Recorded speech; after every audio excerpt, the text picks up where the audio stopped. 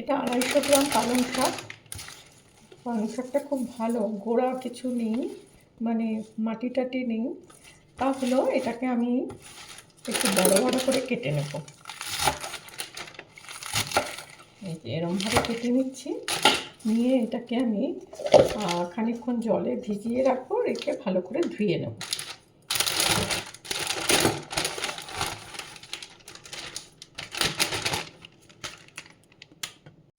জলটা টকবক করে ফুটছে, এবারে এর মধ্যে আমি পালং শাকগুলো দিয়ে দেবো। পালং শাকগুলো জলের মধ্যে 3 মিনিট মতো ফুটিয়ে নেব। ততক্ষণে আমি এই যে জল নিয়েছি, জলের মধ্যে বরফ দিয়ে দিচ্ছি।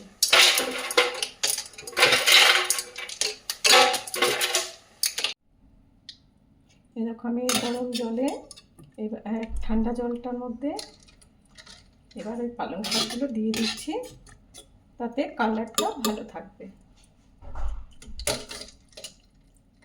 এখানে 5 মিনিট মতো ভিজিয়ে রাখবো।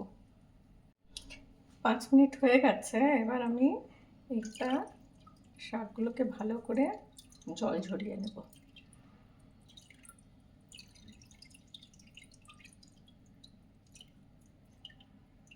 এইভাবে জল ঝরিয়ে এখন রেখে দেব।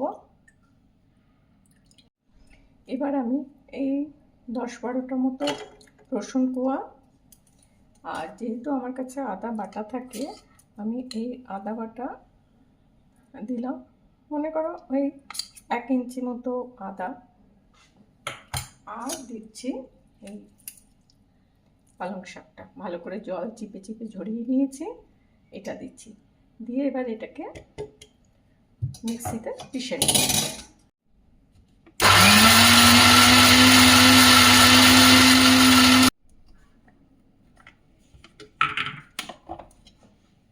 এই যে এটা পিষে নিয়েছি। এবার এটার মধ্যে এটা দিয়ে আটাটা মাখবো, কিন্তু সেটাতে আর কি কি দেবো দেখাচ্ছি। এখন আটা নিয়েছি, আটার মধ্যে দেব হচ্ছে 1 ছোট চামচ, এটা হচ্ছে গোটা জিরে, আর এটা হচ্ছে সাদা তিল।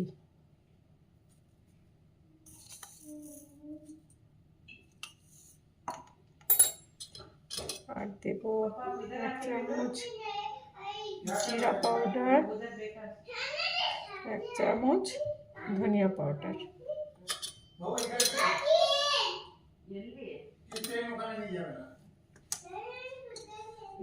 এটা ভালো করে মিক্স করে নেব।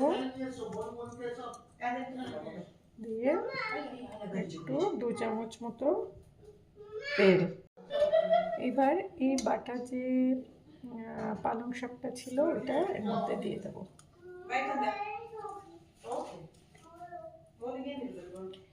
এটা দিয়ে ফার্স্টে মাখবো, তারপরে লাগলে পারে আবার জল দেবো।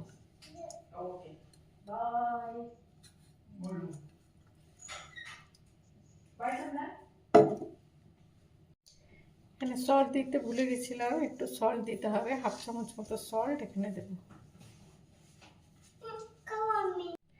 এবার জল লাগবে, এটা আমি মিক্সির মধ্যে জল ঢেলে নিয়েছি, ঢেলে নিয়ে ওইটাই এখানে মাখার জন্য ইউজ করছি।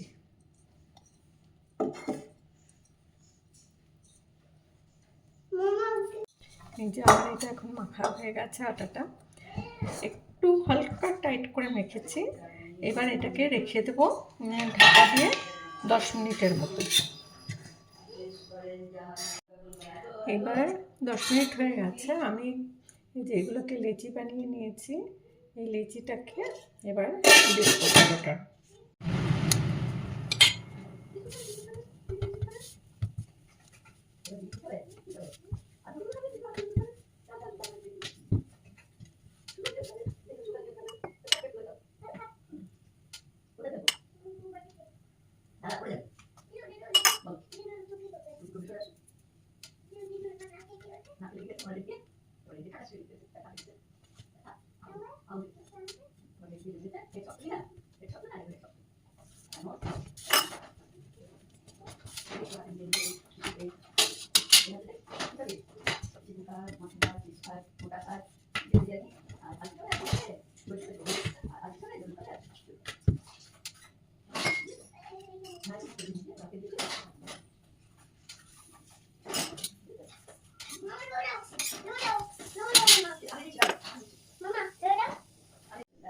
এই দেখো আমার পালং পরোটা রেডি।